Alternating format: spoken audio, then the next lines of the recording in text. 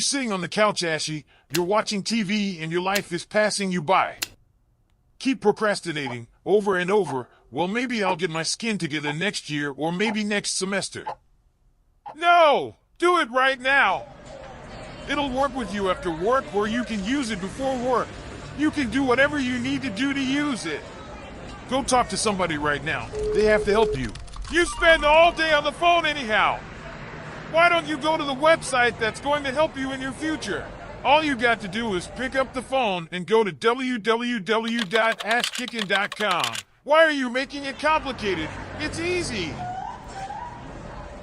Shop Ash Kicking online at www.ashkickin.com.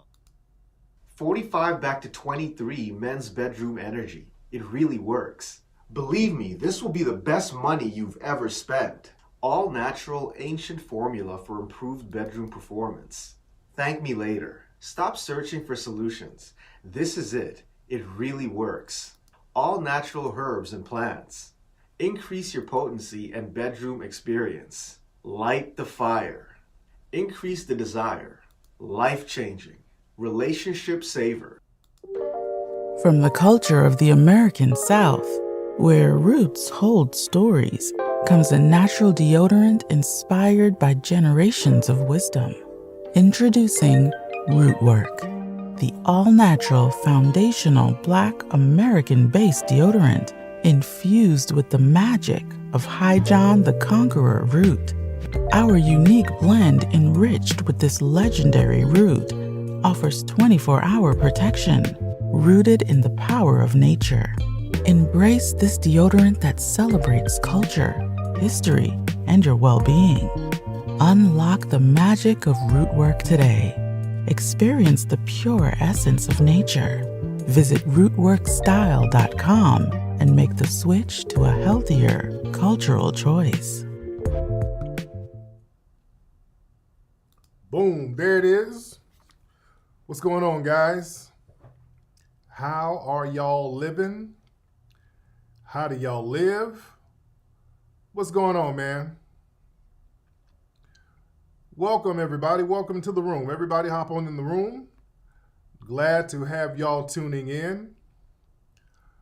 Welcome to the room, family. Let me just make sure everything is good here. Just putting everything up on my social media. Ladies and gentlemen, putting everything on my social media. And once I do that, we're really going to be good to go. All right, there it is. All right. Man, what's up, family? How are you guys doing? Man, I hope you all had a very great weekend so far. I hope your weekend has been phenomenal. And I hope your week is going to be phenomenal. Hold on, let me turn this down. Now, fam, what I need y'all to do, what I need the family to do, I need you to retweet this, repost this. Who is this texting me? Shout out to people hitting me up on the Cash App. Tyquin Campbell. Shout out to Tyquin. My Cash App is Kingflex818. $ Kingflex818. So shout out to the Cash App people. But look at me on time tonight. I am on time tonight, ladies and gentlemen. I haven't been on time because I'm supposed to go on at 7 on Sundays, and usually I'm on at 7:15, 7:30. Sometimes when I'm really busy, I might get in here around 8 o'clock West Coast time, but I'm on time tonight. I'm on time, ladies and gentlemen, because we got a lot of stuff to hit on tonight. We got a lot of stuff to hit on tonight, ladies and gentlemen, but I'm going to need you to retweet the broadcast, retweet, hit that like button, hit that subscribe button, ladies and gentlemen, and let everybody know that we're in the building. All right. Who is this supervillain retro? Okay, well, my mods. Who is this person talking about? We don't like light-skinned people. What are you talking about? All right, we got somebody in here just saying stuff. Puppy Akute to the family. Update on the microphone check movie. That's we're putting the finishing touches on it. We're pretty much done. We just got to do the music score. We're just The heavy lifting, the heavy load is done, thankfully. Now we're just putting all the bells and whistles on it.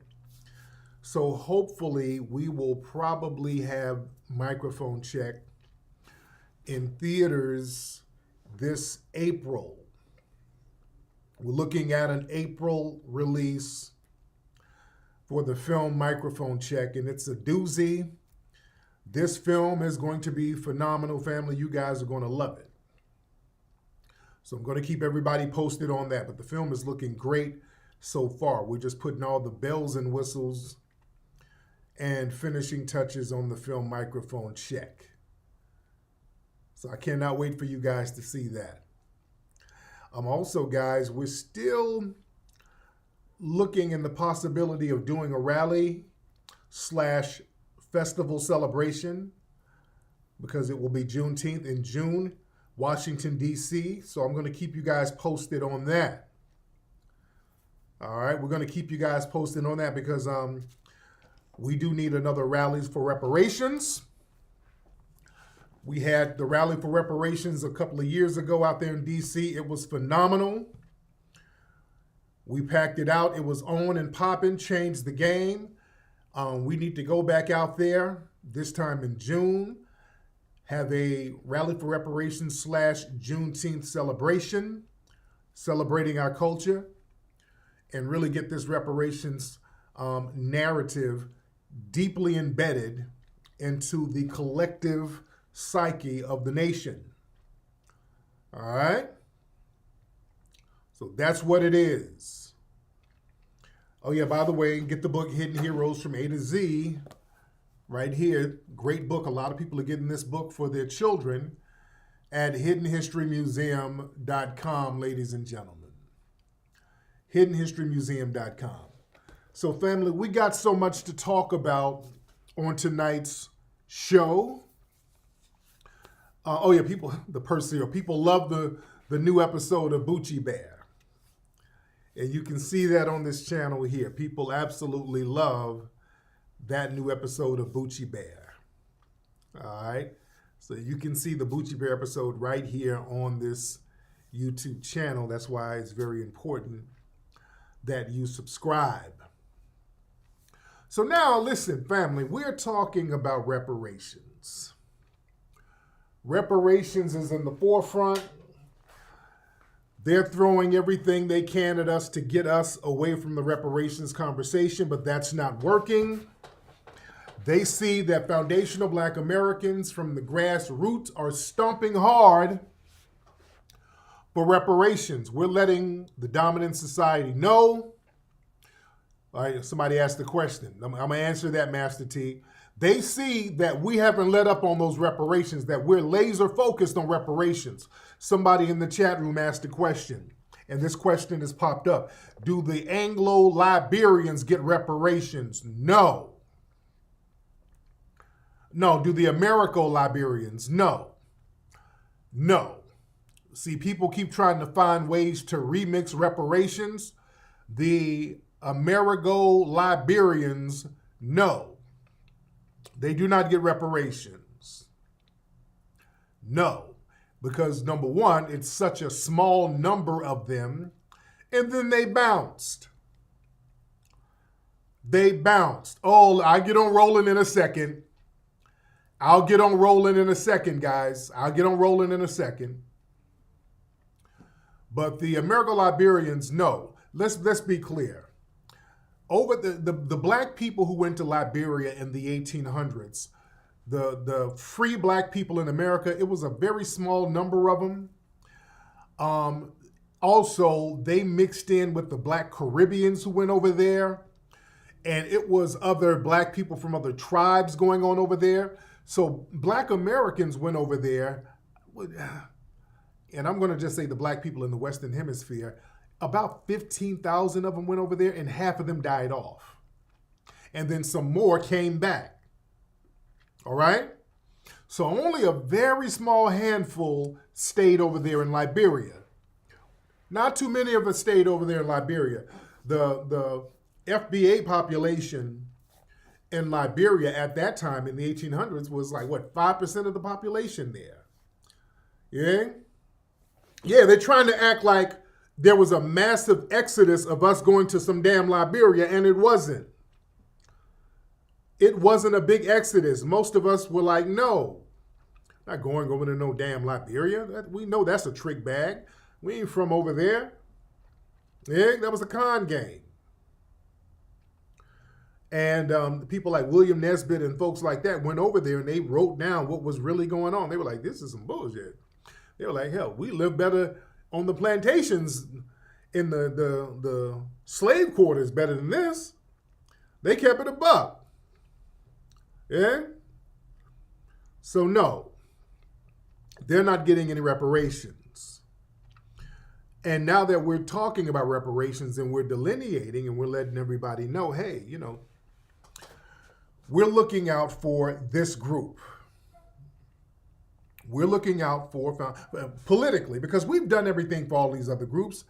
We're focusing on us now, and people again are crying foul because we're looking out for ourselves. Yeah? We're looking out for ourselves. But here's the thing. Now that we're talking about reparations, now that we're saying, hey, we need to get something tangible, folks are trying to crowbar themselves into the conversation heavy. Folks are really desperately trying to crowbar themselves into the conversation. Somebody mentioned Roland. Roland was on his show. They were doing the whole shaming tactic, trying to shame foundational Black Americans. I'm going to play a clip of that. We told y'all that was coming because they don't have any other playbook. The DNC has told their minions, y'all need to get out there and, you know, talk to them like they're children, talk at them, tell them why they should vote. They get all their talking points handed down from a central source. They're so predictable. Here's Roland. Now listen to Roland, and he's directly sending his vitriol towards foundational Black Americans, and he's saying it by name. And when he says foundational Black Americans, he means all 45 million of us. But let me play Roland cursing us out as usual. All right, Roland's going on a curse out spree. You know how it is. We a bunch of stupid fools, and we need immigrants. All right? This is Roland and the Boule bunch. This is them. I want y'all to hear this, talking about how we need immigrants. All right? That would be his family. All right, let's hear how we need immigrants. Hold on. Just thinking about the next 6 months to a year, and I get these Black people. Fair use. Man, they coming over here. They taking our jobs. Okay, that's a talking point coming from the DNC. The whole they're taking our jobs. We're not even saying that. Y'all are creating jobs for them. The white establishment, they're giving job training. Creating jobs, not taking our jobs, because we don't even have the jobs. They're training them and giving them our resources, giving them money from our tax dollars. They're subsidizing their lifestyle and them fleeing with tax dollars that's supposed to go to us. So that whole taking our job, that's a talking point from them. That's a straw man argument that comes from them. Hold on. A year. And I get these Black people, man, they coming over here, they taking our job. Whenever, and Ply said the same thing. Whenever you hear they're taking our job straw man argument, that means that's a can talking point from a Democratic shill. All right? Wrong. Yeah, wrong, because we didn't say that. Listen to me, Black people. These white supremacists got you using the same language. Here, this is another tactic. Compare us wanting to look out for ourselves with white supremacist groups. That's another tactic. That comes from the DNC. That's right. Using the same language as them. And I already know. I know all you FBA B1 dumbasses. Go run your mile, do your video. See, there you go. He an anchor, baby. He Haitian. I'm not. Yes, you okay. Yes, you are, Roland. And if you were, so what? Right. Mom and dad. No, if he was, so what? You don't speak on FBA business. That's what. That's what. You don't speak on FBA business if you are fleeing tether. From here, grandparents from here, great-grandparents from here, my maternal, paternal ancestors migrated from Haiti. That leaves me with 3 other grandparents, dumbasses. Okay, everybody's dumb. Okay, hold on. Oh, they didn't send him down here to just curse us out. This whole plantation thing, when he just comes down and curses us out. Hold on. No, let me find that clip of Roland getting an award for being Haitian. Hold on, let me find that clip real quick.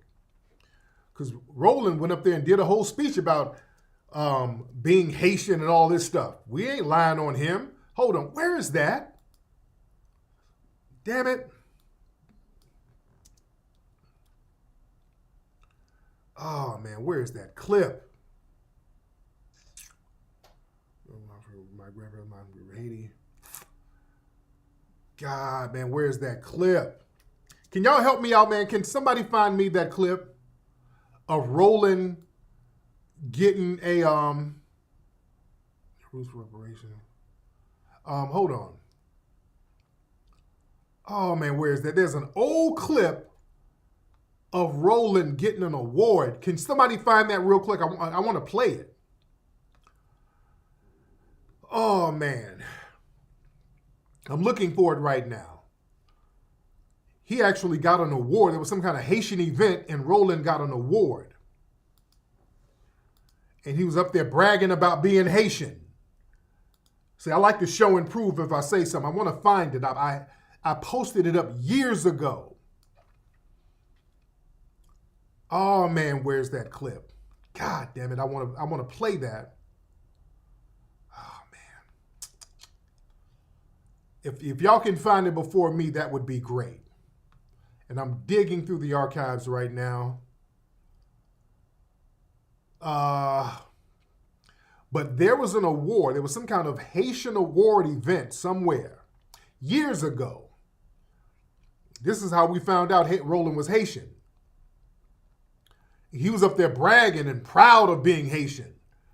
Oh man, see, they didn't scrub the internet of a lot of this stuff. Okay, I'm going through it. Oh man, I can't find it now. Okay. It's Haitian. Okay, is this it? Hold on. Okay, this ain't it. Damn, man. This is an old clip too. Where is this? Haitian. Okay, I can't. Man, I'm trying my damnedest to find it. Roland is proud of his Haitian heritage. Okay. Oh, boom. Harbor Freight knows got it. Skill is important. Got it. Boom. I got it. Hold on. There's a commercial playing. Hold on. Got it. Hold on. Oh, I got it. All right, this is Roland. It's like 15 years ago. This is an old clip. Hold on.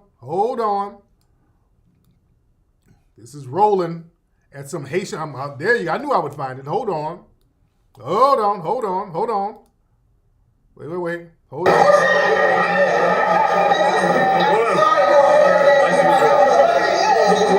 We love you in the community. I appreciate it. Thank you. It gives me great pleasure to stand here tonight to introduce you to a man who has taken the news media by storm. Yes, he has. Each and every week, in our homes, he not only warms our heart, but he educates us. He takes it to them every single day. It gives me great pleasure to introduce to you Roland S.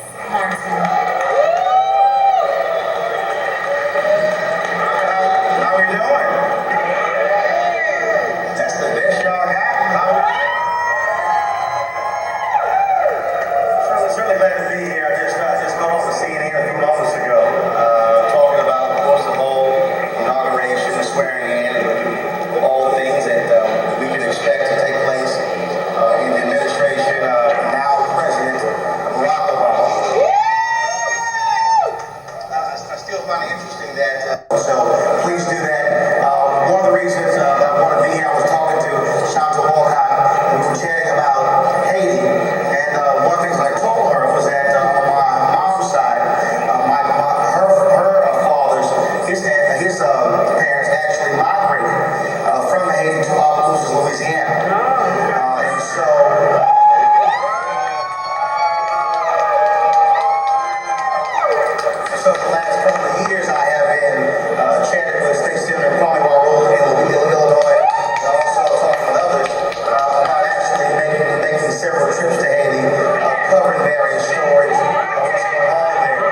yeah, Marty's talking about going back and forth to Haiti. One of the things that we're doing. Oh, yeah. I'm going to say this here. Folks in the Caribbean. Okay, so yeah, that was some kind of event. They were giving props to Haitians at this event. All right. So this event, they were giving props to Haitians at this event. And there's another clip too. That's one of them. All right, well, let me play the rest of the other clip where he's boule babbling. All right, let me play the boule babble clip. Okay, where he's cursing us out. He's getting us straight, getting us told with some of that Democratic sass. Hold on.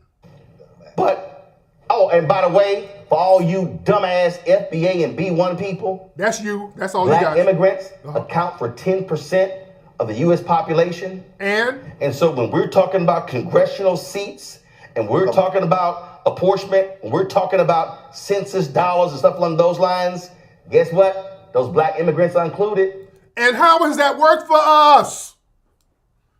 Yeah, they're on a lot of congressional seats, and they're in a lot of positions now. How has that worked for us? Dude, that ain't no flex. That's not a flex. How has that worked for us? All these tethers in these positions, and look at us. We ain't got nothing. Yeah, we got a vice president who's half a Caribbean or whatever. How has that worked for us? None of that works for us.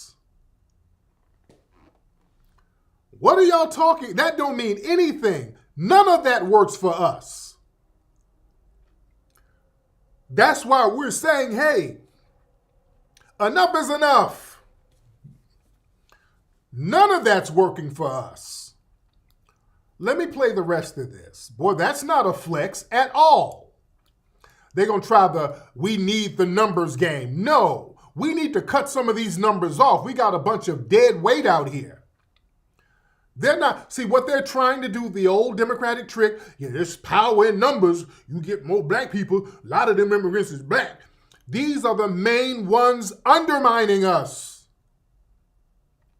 These are the main ones undermining us. Hold on. So you're going to want that 10%. No, we don't. Because see, you're going to want the number of folks who are black immigrants who are in Minnesota.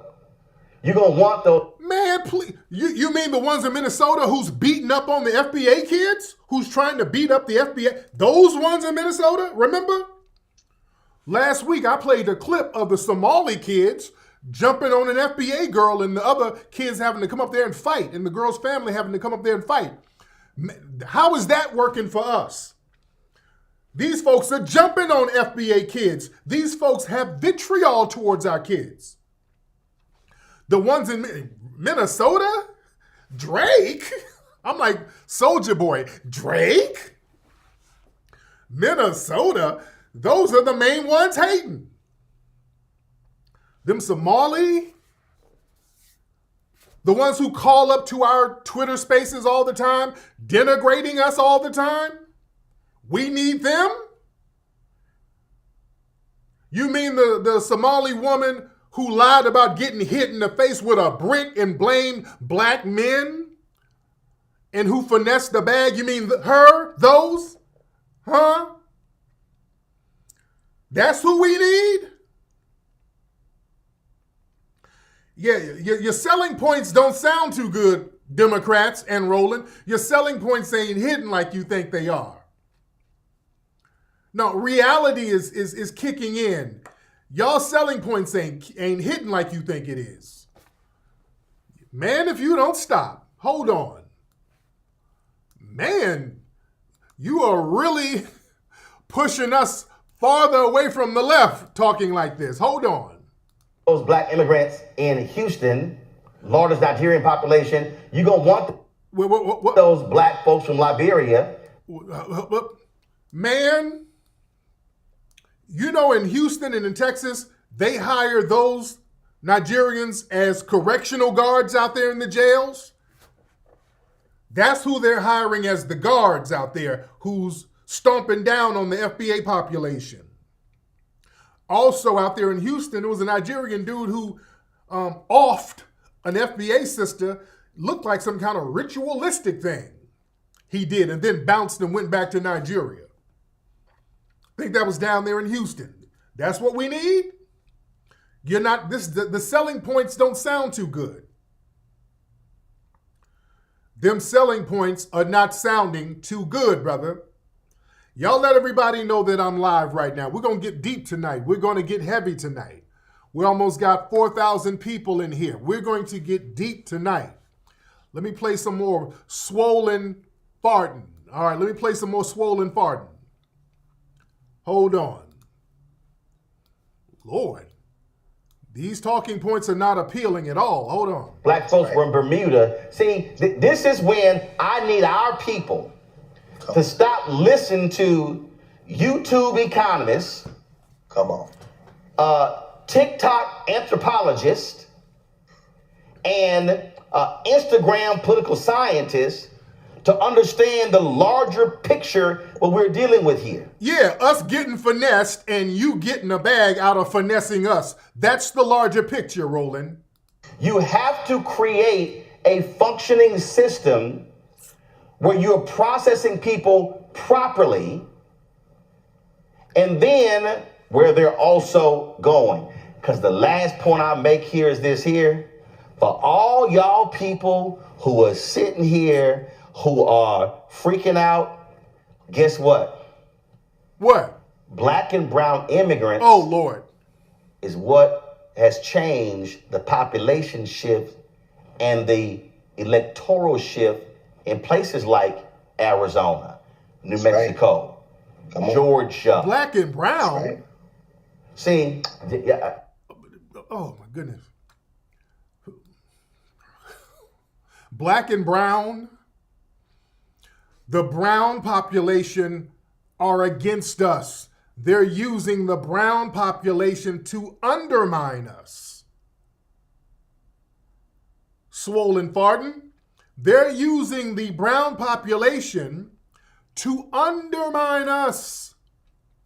There are no cohesive bonds with them. They're competition against us. And the black immigrants too, many of them.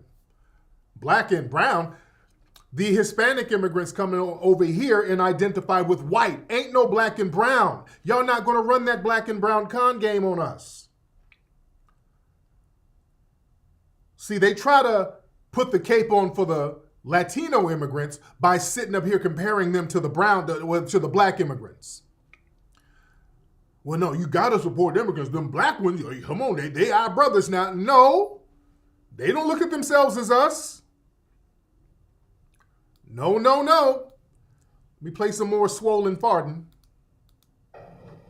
This is the problem, Reese, that we got too many people listening to dumb folk on social media. He's talking about us. He's talking about y'all listening to people like me telling you the truth. I'm not here to sell y'all no horse crap. I'm not trying to get a job from the DNC, all right? He's trying not to say my name. You know, some of them others, he used to say my name. He knows I get off in that ass. So he's talking about me. He's talking about us, many of us in the grassroots. He's trying to shame you guys like, I don't know what I'm talking about. He's the big, fat, smart one in the room. He's not. This is somebody campaigning for a job. I'm not trying to get a job from the DNC or the Republicans or none of them. I'm just here to tell you the truth. I'm here to tell you the truth so that we can do better, so that we can be empowered as a foundational Black American group. And our lineage, I want our lineage to be empowered. He doesn't come from our lineage. He's an anchor baby at best. So he has dual allegiances. I don't. Nobody in my family is an immigrant. None. I'm full FBA from both sides of my family. So I don't have an allegiance to no other group or no other nation or nothing. My first allegiance is for foundational Black Americans. Now, I look at people who are Black from other nations as our distant relatives, but just like a family, I'm going to take care of the nuclear family first and then say, hey, let me make sure the brothers and sisters and my cousins and third cousins, I'm going to make sure they're good. But the nuclear family is going to be good first. All right? I'll try to play a little more. There's only so much of his horse crap I can take. There's only so much of it. Hold on. Yeah. Who are not fully understanding of what's going on here. And while these same people are yelling and screaming about migrants coming in, they don't even have remotely the same energy when it comes to advocating for public policy for the existing people that directly impacts us.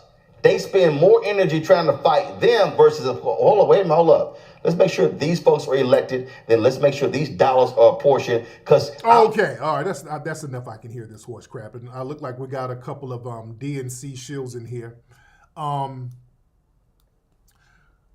That's horse crap because this whole thing that's another talking point coming from the DNC. Well, we as foundational Black Americans, if we want something, well, we got to jump through all these hoops. We got to go through a plebiscite, and then we got to form a PAC, and then we got to form a super PAC, and then we got to have a meeting. Then we got to go to Kamala Harris's house, but on the third Sunday of every fourth month, and then we got to write a letter to Biden, and then we got to write another letter to Sheila Jackson Lee. It's the whole treadmillism. This thing where we just didn't do anything. We didn't get the paperwork right. That's horse crap because you got these non-citizens coming over here who can't even vote, and all of these resources are allocated to them. They didn't jump through them damn hoops. I ain't jumping through them either. That we ain't doing the plebiscite shuffle. They didn't jump through hoops. All they had to do was cross a border, and here's all of these tangibles and benefits, but we got to do all of these weird Cirque du Soleil ass hoops. Nah. Break us off our paper if you want us to vote for somebody. If we ain't getting no paper, no vote. We'll just do it like that. We gonna do it like that. Yeah, that's enough of swollen because I know y'all don't want to hear that horse crap. But this whole thing, y'all gonna want them immigrants. No, we don't. There's no strength in numbers if some of the numbers are weak. There is no strength in numbers if some of the numbers are weak, ladies and gentlemen. We don't need weak numbers. Only strong numbers will make a difference. If you get a chain and you try to build a chain and you get 20 strong links that's unbreakable, and then you get 10,000 aluminum foil links, you can't tell us that's strength in numbers. We're better with those 20 links right there. Those other links are just going to slow us down because they're going to break and fall off. I don't care how many of them. You got thousands of flawed links that's not going to do us any good. We're better off with the 20 links. And that's how I look at the foundational Black American family. We are on code for the most part. You got all of these other groups. Unfortunately, many of them are weak links. Because they were weak links in their homeland, it couldn't get popping over there, and then they want to come over here and have the same weak link mentality. That's why we can't get anything done like we used to. We used to get a lot of stuff done, family, but we've held on to so much dead damn weight for the last 50 years. Let's keep it a buck. We've been dealing with dead weight for 50 years. Now that we're shaking that dead weight off of us, now we're making a little progress. You notice? Now that we've delineated, look at some of the national conversations we got popping now. Yeah? You're as strong as your weakest link. Real talk. I'm not trying to denigrate our brothers and sisters from the motherland or the Caribbean. You do have some strong links there. Unfortunately, you're surrounded by weak links. You're not going to sell us with there's some Black immigrants too. Listen, man, have y'all seen the clips of people talking about Black folks going over there, repatriating over there? And I'm going to talk about the Mexican reparations in a minute. We're getting there. We got a lot to talk about tonight, family. Just get y'all some popcorn. We're going to be here for a minute. We're going to talk and teach tonight. Don't worry. I'm going to the Mexican reparations nonsense. I'm going there. Let's just take our time and chill tonight. Get y'all something to drink and get you some popcorn. We're gonna do good tonight. Over there in Africa, you got black folks. I keep playing clips of black folks going over there. They keep trying to, the whole Wakanda stuff, us going over there and living in Wakanda, that's just ain't working because too many horror stories are coming out from over there. Too many horror stories. So here's another clip of a sister talking. She's in Gambia, all right, and talking about how the Gambians don't want the foundation of black Americans over there. Now, if y'all listen to my broadcast, I did a Twitter space live. Remember, it was a South African woman called up complaining because foundational black Americans were going over to South Africa, very small number, starting businesses and getting things popping. She's like, we don't want them niggas here. We don't, just go home. We don't want you here. I'm like, they didn't do anything to you. I'm like, they're not getting any money from the government there, so why are you upset with them? They're not getting anything from you. In fact, they go over there hiring the people trying to help them. So they're not using your tax dollars. They're going over there bringing a bag, creating businesses using the resources, and actually helping the people. No, wait, those niggas should go. So just the fact of us going over there doing good, even when we try to help them, they'll hate on it because it makes them feel insecure. It's different. See, when they come over here, they don't have anything. People are coming over here with rubbing nickels together, but they get over here and our tax dollars are feeding them. They're coming over and our money is feeding them directly. And they're not benefiting us. So if they do get a business based on some of the tax dollars that they get allocated from us, when they do get a business or when they do set up shop or when they do get stable, they go out of their way to make sure we don't benefit from anything they do. They make sure we don't get nothing out of it. Let's keep it real. They make sure we don't get nothing out of it. Now let me play this. This sister was talking about what's going on in Gambia. Same thing in Gambia. They're just hating on the foundational black Americans going over there just for the sake of hating. Hold on, listen to this, man. And people wonder why we're focusing on our lineage. Hold on. There is a growing underbelly that is specifically coming together in Gambia to wage war on the Black Americans that are coming there. The Black Americans are being seen as foreigners that are looking to usurp and take land that doesn't belong to them, that are looking to get land for free or on the cheap, land that has been denied to local Gambians who don't have the money. And people are really underestimating the resentment and the anger that locals feel when they see you coming from abroad buying up land that belonged to their grandma, buying up land that belonged to their auntie, buying up land that belonged to their great-great-grandfather. Here's the bottom line. They don't think you deserve it. Right. Yes, that's the truth. Real talk. Let's just keep it a buck out here on the streets right now. This sister's spitting facts, man. That's just what it is. Let me play the rest. I mean, hold on. When I say it, I'm not hating when I say this. My thing, I'm not here to lie to nobody, man. And I'm not here to sell no Wakanda. I'm not the Prince of Pan-African popcorn. I'm not here for that, dude. I'm here to just tell you the truth, man. I'm just going to keep it a buck with you because I look at this. We're in warfare right now.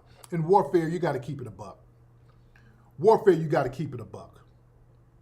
You see, that anger is heavy towards us. Now, let's be clear. The whites and the Asians who go over there, oh, no, they don't have that for them now. The whites and the Asians who go buy that land, they don't have all that vitriol towards them. Oh, they get the bucking and dancing and shucking and jiving for the Asians and the whites. But I'm telling y'all, when we go over there, and we try to, hey, let's do business, man. Let's get some of this land popping.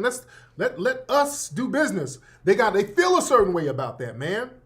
Specifically us. If we go over there and get stuff popping, which is what we do, They feel it's almost like an embarrassment to them.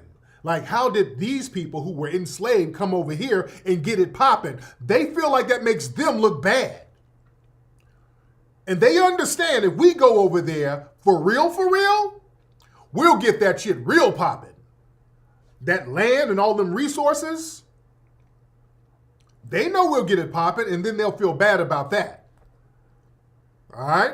Let me play the rest of this sister's video. They don't think you deserve it, and therefore they are making sure that they do everything possible to make you feel unwelcome and unsafe. And I would say right now, they are 1-0. If this were a football game, they'd be many yards touchdowning, as opposed to Black Americans, because Black Americans have refused to be honest about this criminal element. And it is making couples like the Arrival and others very vulnerable. Now let's talk a little bit more about why it would benefit the criminal element to target Black Americans. Number one, it's an easy target. Right. In any country, whenever you want to look at a target, you always look at the foreigner. Right. That's why, sisters, y'all got to be careful. Yeah, this is a beautiful sister, by the way. You always look at the person who's not like you. And as much as Black Americans want to believe that skin color is the end all be all, I have to tell you that is not the case at all. There are many tribes in Gambia alone. Right. And off the top of my head, we can... Okay, this sister was speaking truth to power, man.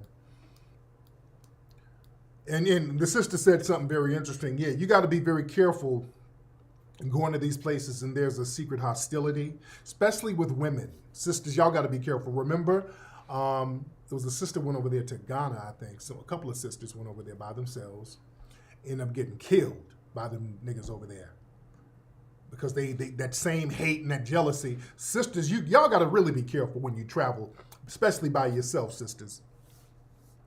You really got to be very careful, sisters, when you're by yourself. Got to really watch your back, because I hear horror stories about sisters going certain places by themselves and things can go left, especially on them cruise ships. That's another thing too. Sisters, y'all don't let these Terry McMillan books and all of that stuff have you hopping on cruise ships.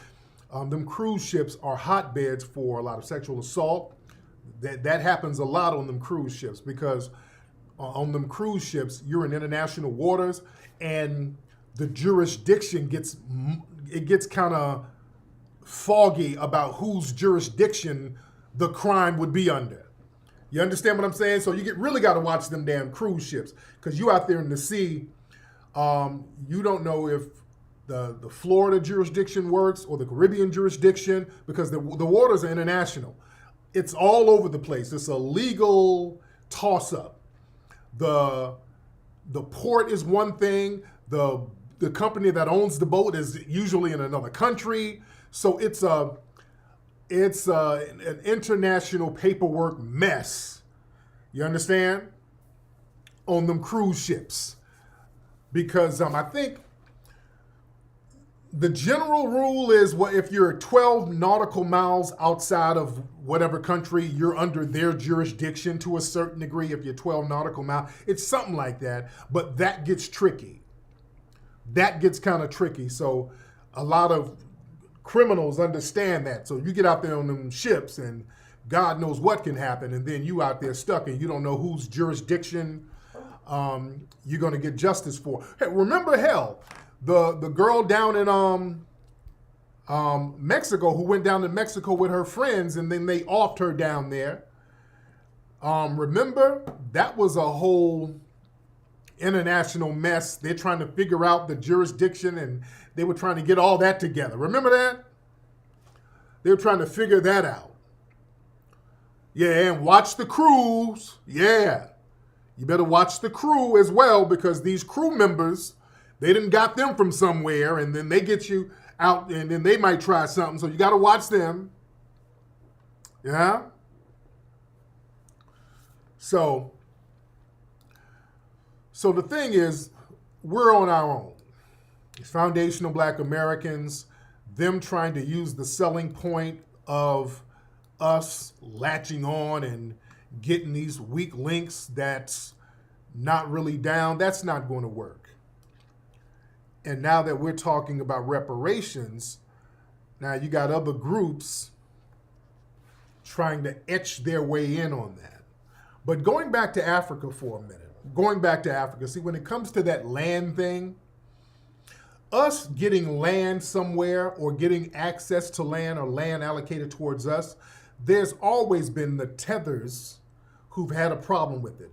I talked about the Alfred Sam hustle when Black folks wanted to go over to Africa and get some land and get something popping. Those hating-ass tribal chiefs over there wouldn't let them get it. Family, do y'all know there was another time, one of the rare times, when an African nation offered foundational Black Americans land? It was in Ethiopia. You often hear me talk about how foundational Black Americans went over to Ethiopia to help them fight the Italians. It was the Black press that was standing up for Ethiopia. Foundational Black Americans lined up in the streets to sign up to go over there to fight militarily. You had Charles Robinson and other Black people flying over there, building planes and going over there to fight and fly and teach them aeronautical skills. And we were really, really stomping for Ethiopia. Haile Selassie, the emperor, he was so appreciative of the foundational Black Americans, he said, you know what? To show my appreciation to you guys for stomping for us, for representing and fighting for us and putting it on the line, I'm going to allocate some land over here to you guys, like 500 acres of land in Ethiopia. The name of the area was Shashamane. Shashamane. That was the name of the land over there in Ethiopia. Specifically for us, because we were stomping for Ethiopia. We were stomping for them. And he said, out of appreciation, Shashamane, I got this land specifically for foundational Black Americans. I got it for you. You know what happened? Somehow the Jamaicans got tipped off to it. They, what? Bumbaclot, and rushed over there and took the shit over. They ran, I'm American too. I'm American too. They went over there screaming, they're Americans too. And the Jamaicans went over there and took the shit over. So only a handful, like one or two of us went over there because the Jamaicans took all of it. The Rasta, yeah, when Haile Selassie went to Jamaica and all of that, they were like, he's the Rastafari, he's the king. That's where he's Rastafari.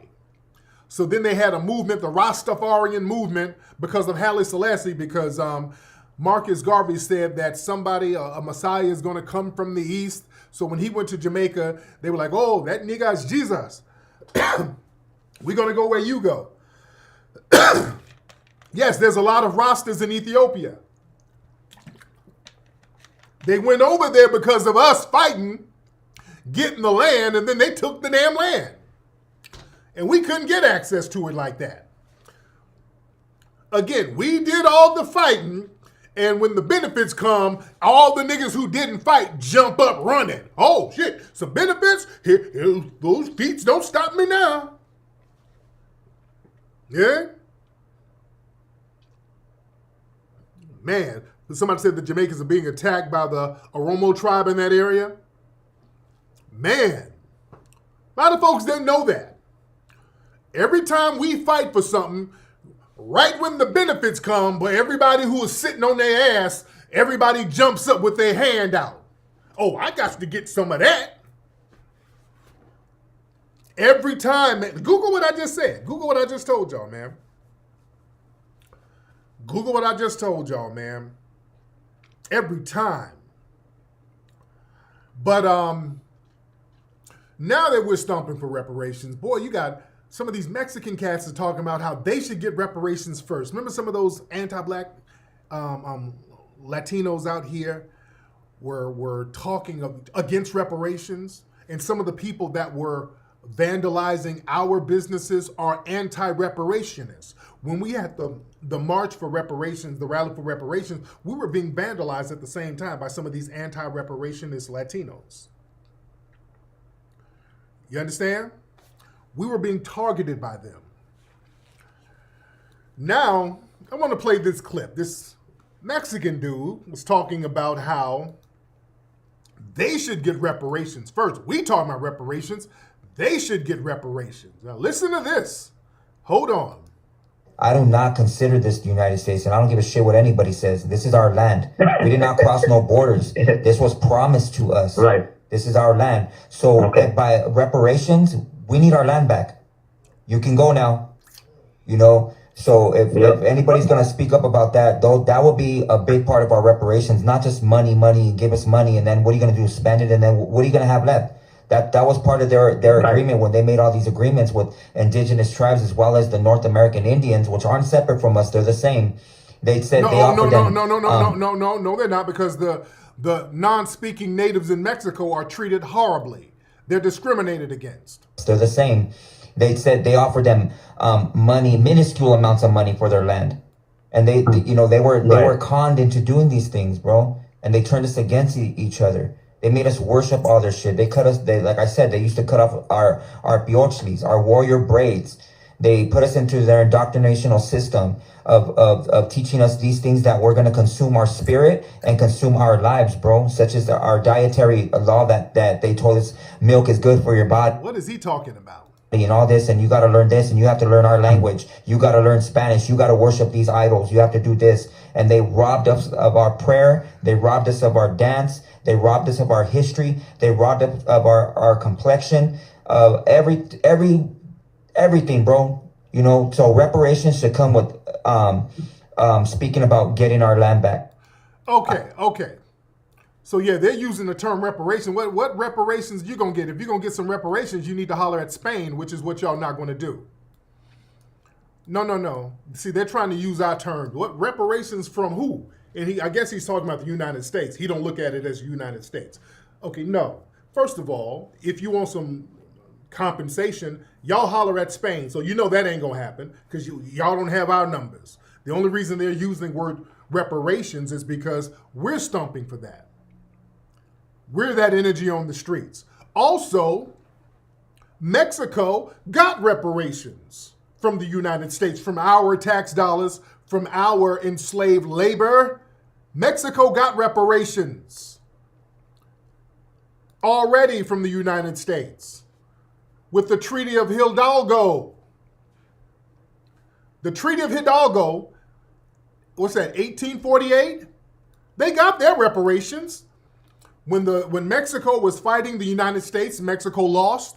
The United States, in exchange for New Spain, which was Mexico, New Spain ceding certain parts of the United States, like California, New Mexico, certain states, certain territories that would become states. They actually got money from the United States. They got a big ass check from the United States at the time. They got $15 million. That was your reparations. Mexico got reparations. They got $15 million back then. They got paid. Dude, $15 million in 1848? You know, that's around $400 million. Y'all got damn near $500 million. You got broke. Your government was broken off. Now, if you trick the money off, that's on you. You can't do a crackhead spin where you get some money, smoke it up, and you didn't do shit with it, and then come back, hey, I want my VCR back. No, you done sold your VCR for a hit, and then you done tricked the money off, and you want to come back for your... No, you smoked that up already. You smoked up that $500 million. Don't come back talking about this our land. No, it ain't. You got paid. No, it ain't your land. You got that. Y'all made a deal. Y'all didn't do anything with the damn money. Your ass got paid. But this is our land. No, this is my VCR. No, you done smoked your VCR. No, you done smoked it up. We can't help because you smoked it up. Give me a break. No, it don't work like that. You spent it on some bullshit. You didn't build it up like you're supposed to.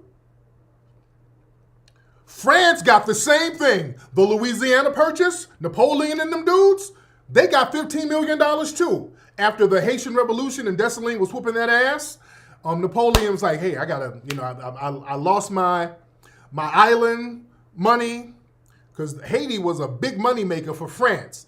Dessalines cut that off.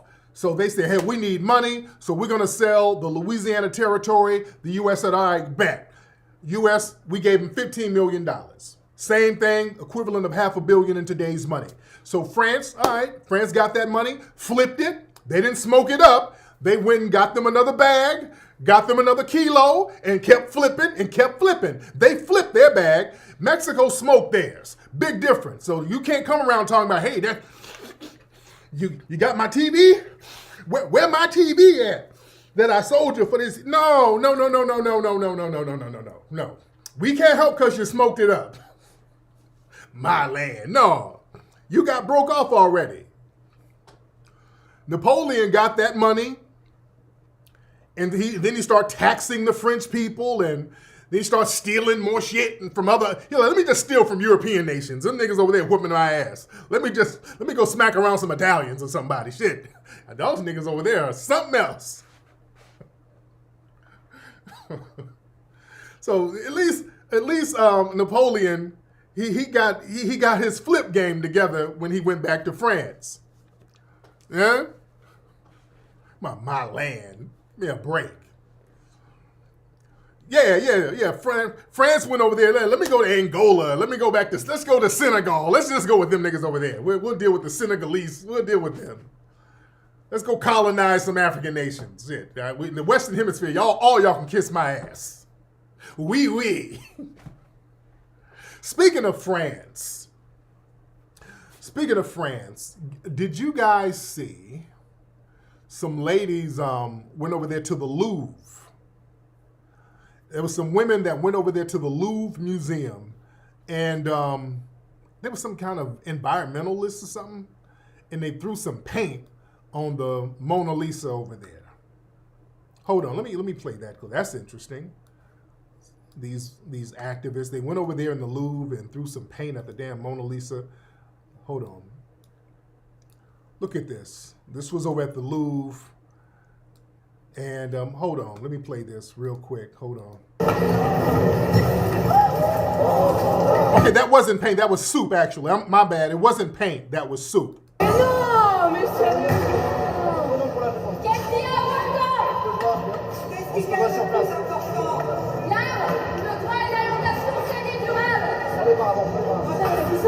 I think they were complaining about fossil fuel or something, whatever.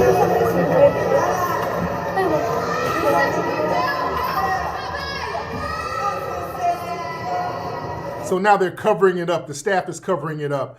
They threw some soup on there. Now, by the way, that picture, that's not the real Mona Lisa. That's not the real Mona Lisa. I want y'all to notice how security is kind of laxed. They're just letting these women stand there. That's because a lot of folks don't know that's a replica of the original Mona Lisa. That ain't the real Mona Lisa. Plus, I've been to the Louvre. I didn't see that shit in person. That's behind security glass. So that's why, the security is kind of lax.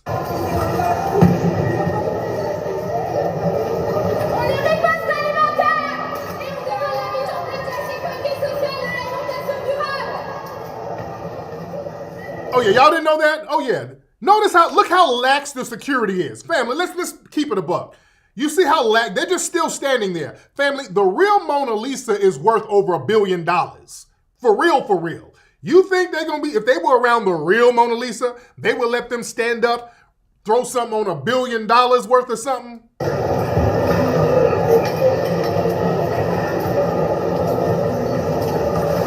Okay. Oh yeah, just giving y'all some game here. The Mona Lisa, that's a replica. That's not real. That's fake. The real one is in a vault under the Louvre somewhere. That shit, the real one ain't up there. The real one ain't up there. That's why the security is so lax. The Mona Lisa painting, is worth over $1 billion. Hell, Da Vinci, one of his other paintings, it was a painting of Jesus, what the hell was it called? That's like one of the highest selling paintings. It was, I forgot what the name of it. Can y'all help me? Is another one of Da Vinci's paintings. He sold that one for damn near $500 million. He sold one of his other paintings for they sold, because Da Vinci's been dead for centuries, but they sold another one of his paintings for $500 million. And the Mona Lisa's way over worth $1 billion. You think they gonna let them stand next to $1 billion? Shit. That's why they weren't tripping. That's why they were not tripping at all. No, not the Last Supper. Not the Last Supper. No. It's another one. It ain't the Last Supper. And remember, there was some controversy about the Last Supper. The book, the Da Vinci Code, is about the Last Supper. Y'all know there's some stuff. Speaking of Da Vinci. And the Last Supper and all of his paintings. The Last Supper, there's supposed to be, it's Jesus and his 12 disciples. And one of the disciples, if you look real close, it looks like a woman. It's people are speculating if it's Mary Magdalene or if it's St. John or one of the apostles. So there was some controversy about that. And people knew that Da Vinci would draw these feminine male characters.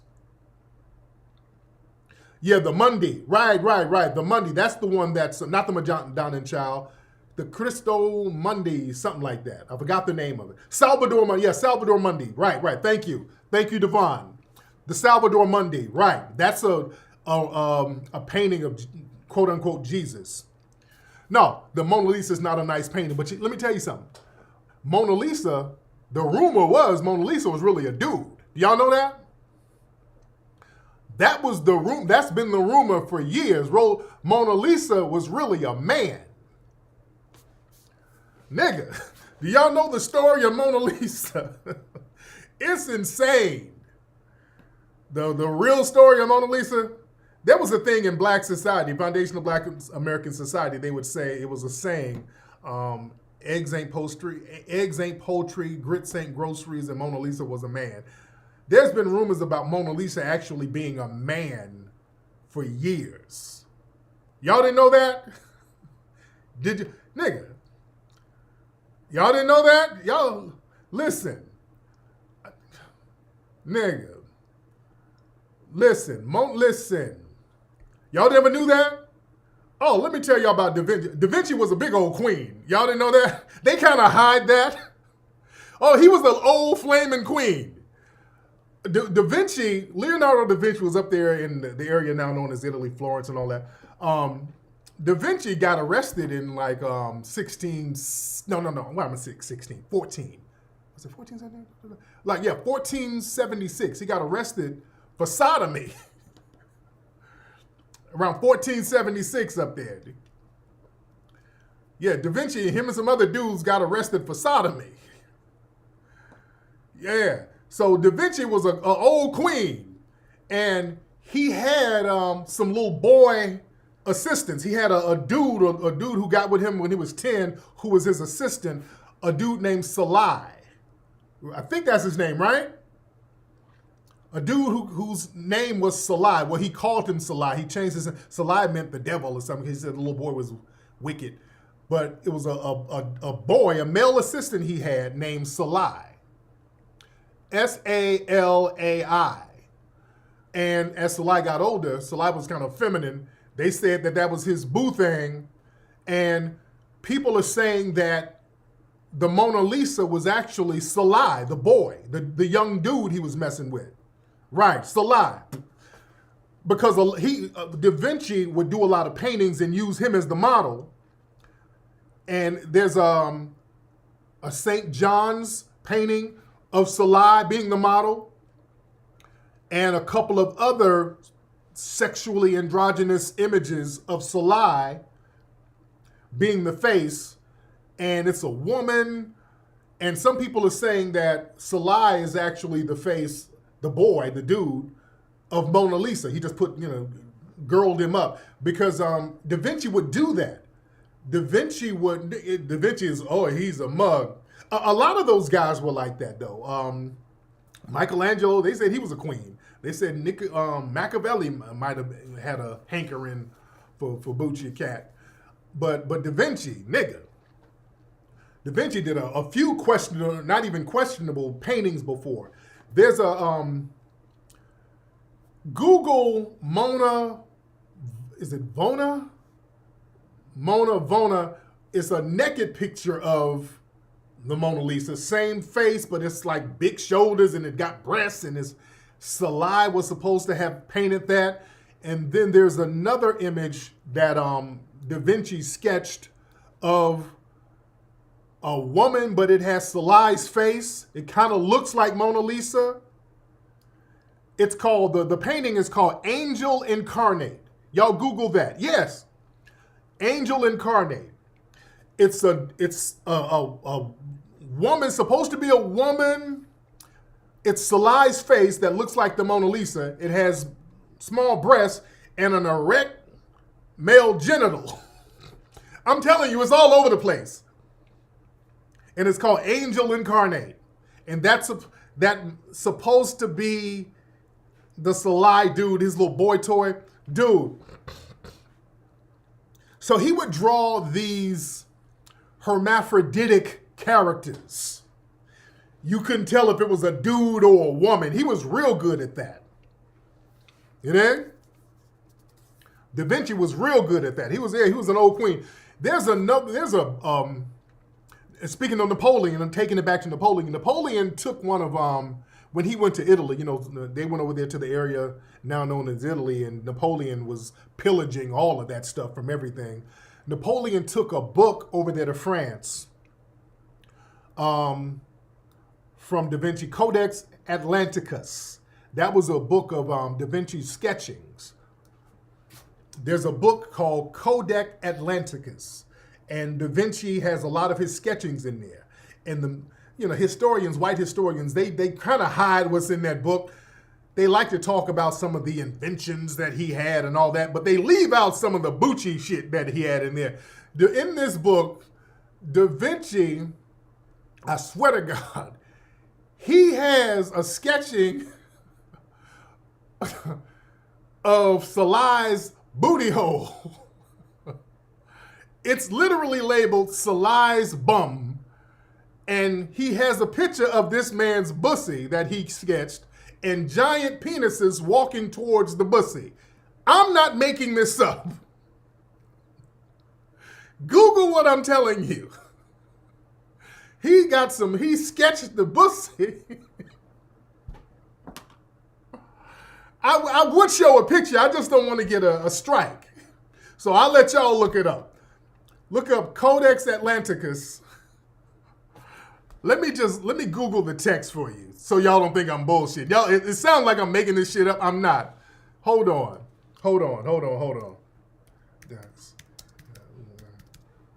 These folks were on some bullshit. Hold on. Boy, these folks were on one.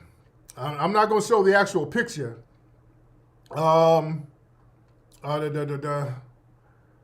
Let me see. I'm trying to find a PG-13. Okay.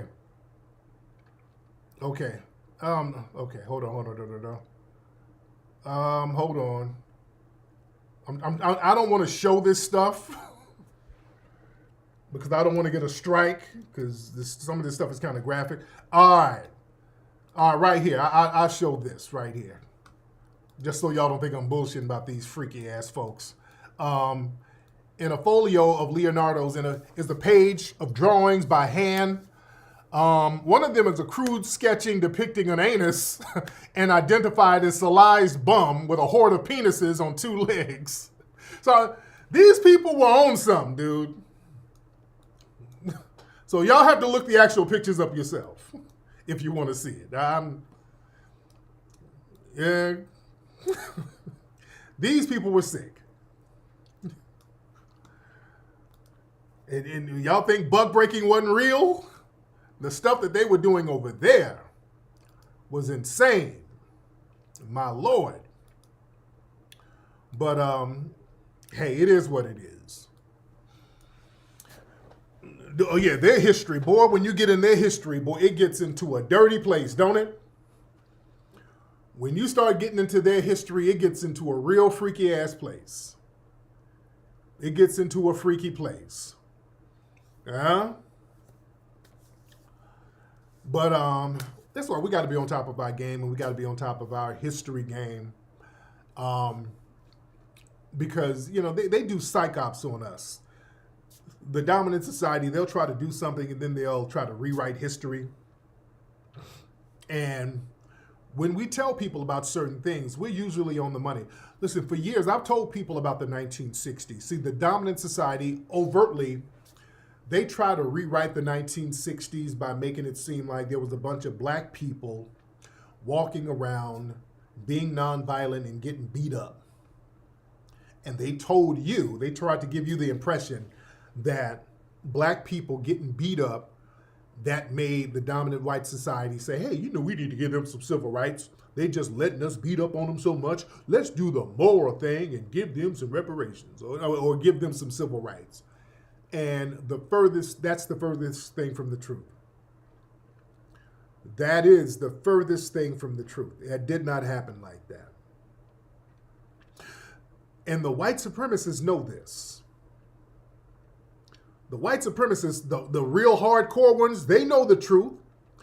Family, in the movie American Maroon, and y'all heard me many times, I have told you guys, we were not sitting around getting beat up like you think we were in the 1960s. We were putting in work, and we brought it to that ass, and they felt like they took an L because behind closed doors, the white supremacists talk about how they took an L in the 60s.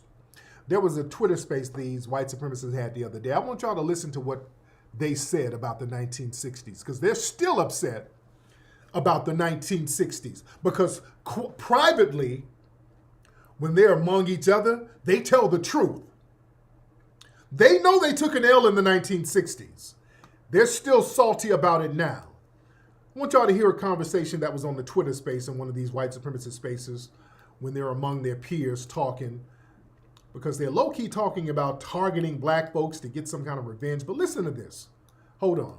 But they understood that you have to take care of your own. You know, you have to be willing to kill or at least do something physically for your own. I understand we're now in a later century and it's maybe more of an information war, but physical presence means something quite heavily, especially in American politics. When you see these blacks burned down, I mean, they did it in the 60s. They did it, I mean, every race riot ever. And everyone capitulates to them. Even the racist people, you know, back in the day capitulated because they were just burning, killing, looting, and raping. Now, nobody was raping nobody, okay? That's his fantasy. They're throwing that in. But yeah, it was some burning and some often going on. Absolutely it was. He's telling the truth about that. He had to throw the rape in there. That's his own fantasy. But yeah, brothers were putting in work and they know it. Everything. And the only way to make them stop was to give them what they wanted. Right. They felt like they took an L. Right? I mean, even segregation. The way segregation ended wasn't because there was a vote on it. Right. See, they're telling the truth among each other. It was because they nationalized the guard and used at gunpoint with bayonets fixed on whites, forcibly making them desegregate. If you believe there's a passive, kind, happy way to like end all of this against people who fucking rape and murder. Okay, so he's all that rape. I am not going to even hear that, entertain that. But listen, these folks know what really went down. They know what they tell the truth behind closed doors. The 60s was an L for them. The 60s wasn't, it wasn't nobody getting raped, nobody raping nobody.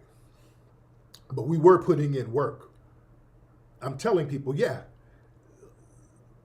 In the 1960s, the reason why those civil rights acts were passed because the foundational black Americans were in these streets bringing it to that ass. Forcing them to do it. And they felt like they took an L. This is why I keep telling you, man, the brothers and sisters back then, because we didn't have the same dead weight we have now. We don't have a bunch of zaddy worshiping tethers. We didn't have that back then. So it was easy for us to get on code back then. Understand the civil rights movement, boy. We had some real riders back then. We had some big riders back then, man. We had some thorough brothers and sisters back then. We got to be very real about that. Right after the whole thing with Emmett Till, we really got on code. We said enough is enough. See, they were more on code back then than we are now. See, we're just now getting back on code. And the reason why we're getting back on code is because we're learning how to clip off that dead weight now. Some of that loose tether weight that's unuseful to us. But family, starting with Emmett Till, that's when we said enough is enough. And we got very much on code down there. Down in the 60s, a lot of the people behind the scenes, they don't tell you about, speaking of Emmett Till, when they had that Emmett Till trial, remember this Mississippi at the time, the Klan was running everything. A lot of the people were going down to Mississippi, some of the witnesses and even Emmett Till's mother, they were going to an all-black town in Mississippi where you had some riders. There was a town in Mississippi called Mound Bayou.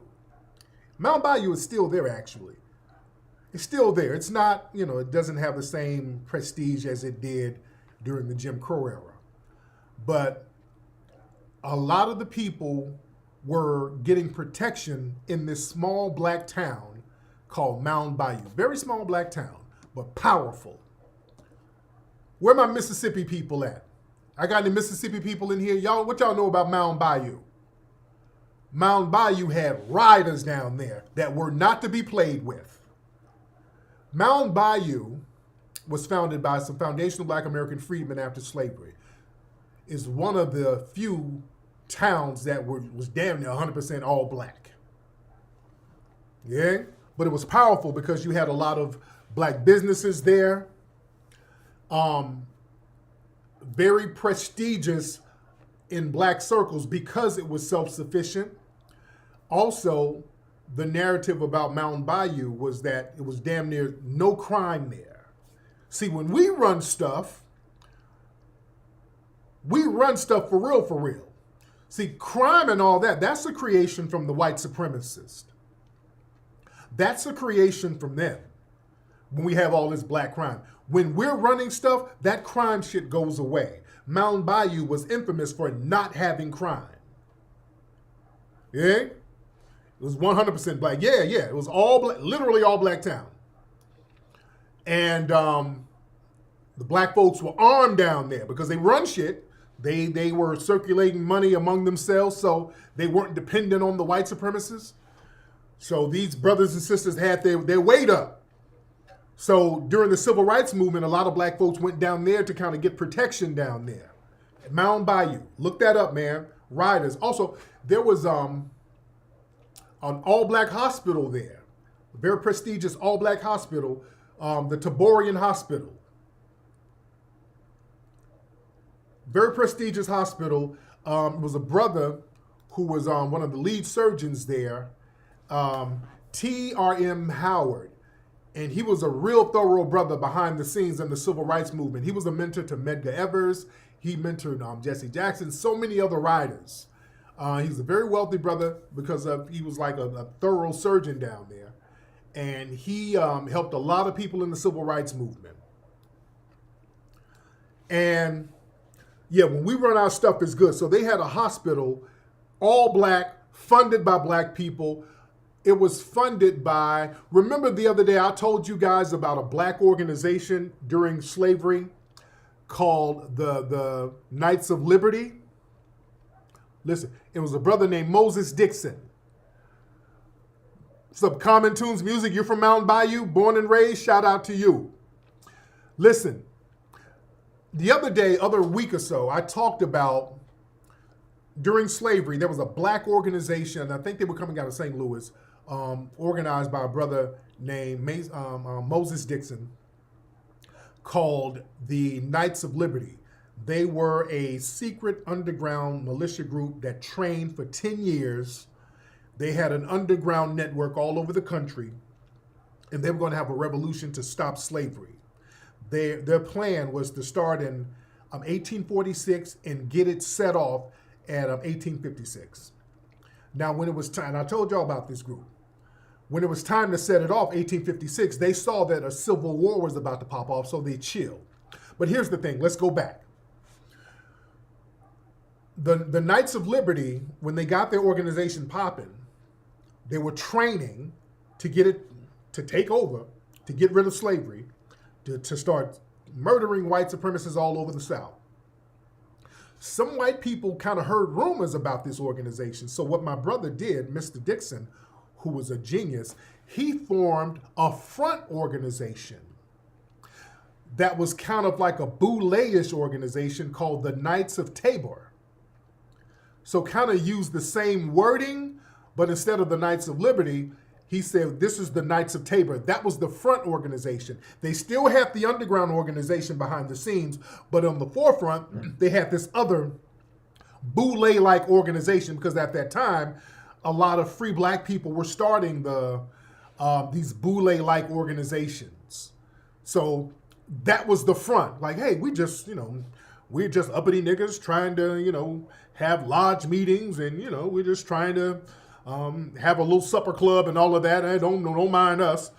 So he even wrote a book about the Knights of Tabor. I think you can look that up. But it's a whole bunch of kind of boule. We have a Grand Lodge meeting here and a meeting there, and let's meet over here and we'll elect Grand Lodge. There's a whole bunch of distractions. It was a deflection. The real thing was to cover up the riders behind the scenes. So if they ever got caught and somebody say, hey, what are y'all niggas meeting for? Hey, man, we're just having us a little lodge meeting for the Knights of Tabor. It was that thing.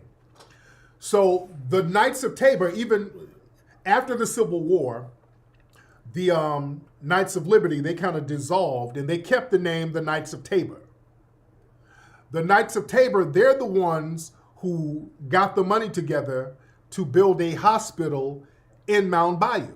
But that spirit was still there, that spirit of self-sufficiency, resistance, ownership. Yeah, the Knights of Tabor. So yeah, the hospital is called the Taborian Hospital based on the Knights of Tabor because they were the ones, it was a secret black organization that got the money to put that together. No white dollars at all. It was black folks doing this thing self-sufficiently. Later on down the line, I think the state took over the hospital, and that kind of dissipated. Also, with Mound Bayou, the white supremacists knew they couldn't go in there and directly get at them brothers and sisters. So they did what they always do. They started to low-key sneak in and poison the animals. They would kind of try to poison the water supply. They did that up here in Allensworth, California. There was a black area that's a few miles outside of Bakersville. That was all black, beautiful place. You can go up there now, a little small village that black people built.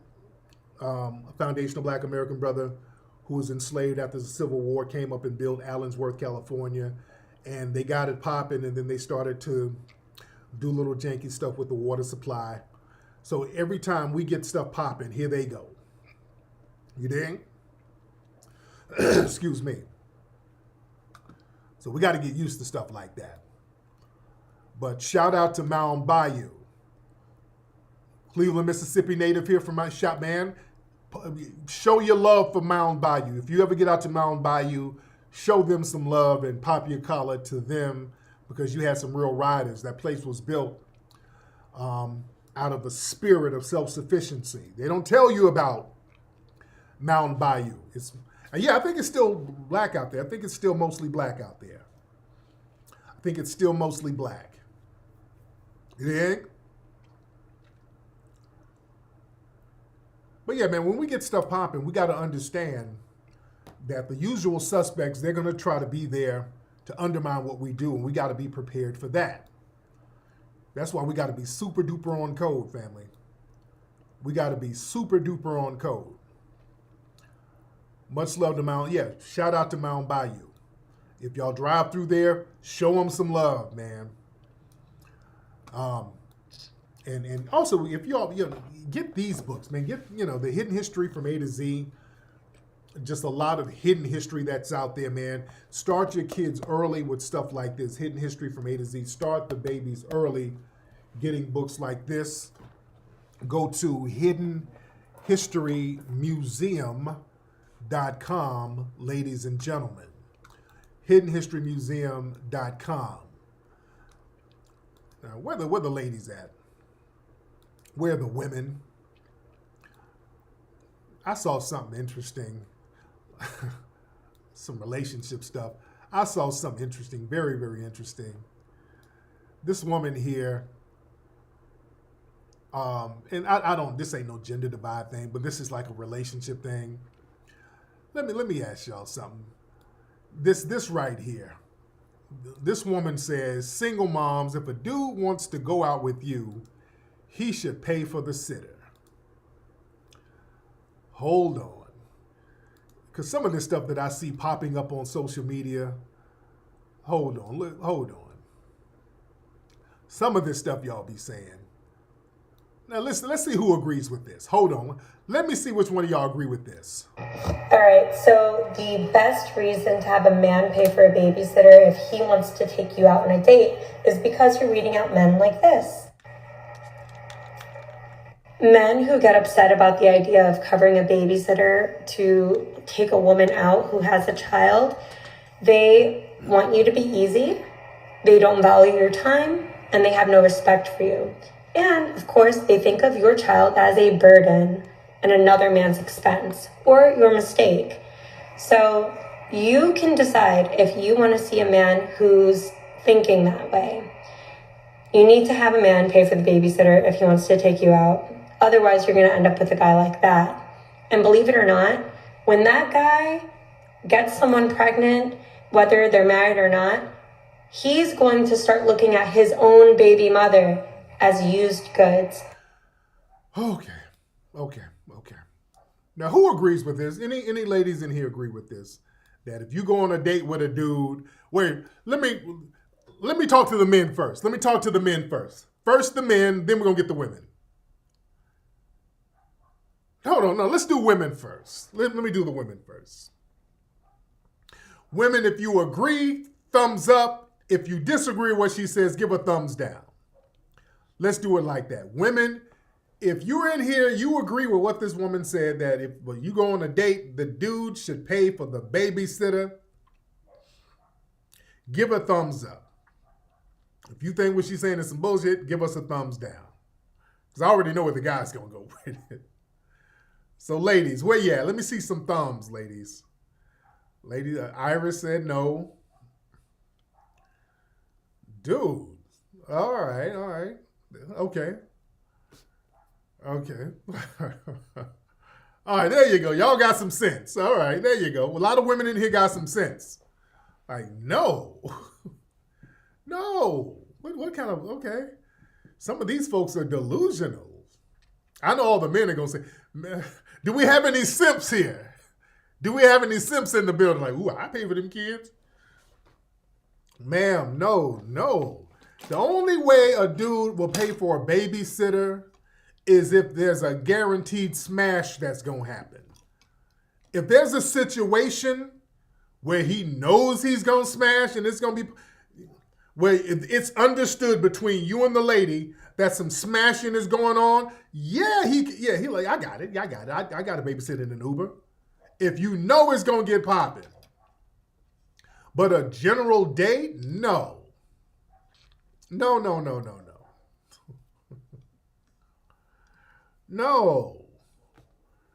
Because what you're telling a guy, if he wants to go out with you, he's going to have to pay for the sitter? No.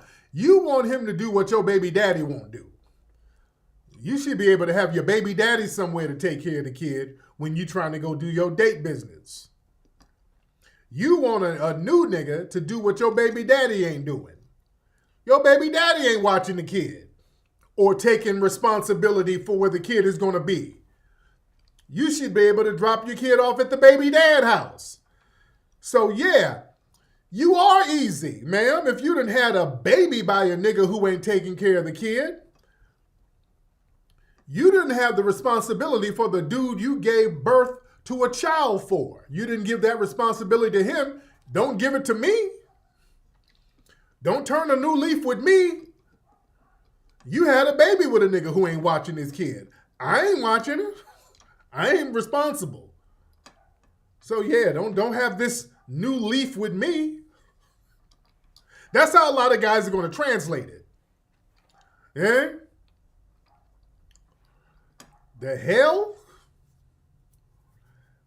But luckily, the sisters in here are not delusional like that. So shout out to these sisters. Shout out to you. You're not delusional. All right, that's why I wanted to do a check. Because sometimes people get on here and be saying shit. I'm like, is that the new wave now? I know all of y'all ain't on this bullshit. All right. Man. All right. I'm double checking. All right, shout out to the sisters in here. You shouldn't ask men, but usually offered when your kids were little. Hold on, wait, sister, hold on. She said, but sister, Her Majesty, they offer when your kids, but the dude knew y'all had an understanding that there was going to be some smashing going on. That's different. That's different when y'all got a friendship with benefits. That's different. When y'all already kind of have a relationship, it's known when y'all hook up, some smashing is going on. So if a woman is like, nigga, me and you been banging for a couple of weeks. My baby dad ain't around and we got little May here at the house. I wouldn't mind coming through, but little May is here. Ain't nobody to watch him. And my cousin want $40 to come over. Oh, I got that. I got it. Come on through. Now that's different. That's different. We got if I'm already smashing, we got $40 for May to chill. We got $40 for Keisha to come watch May. We got it.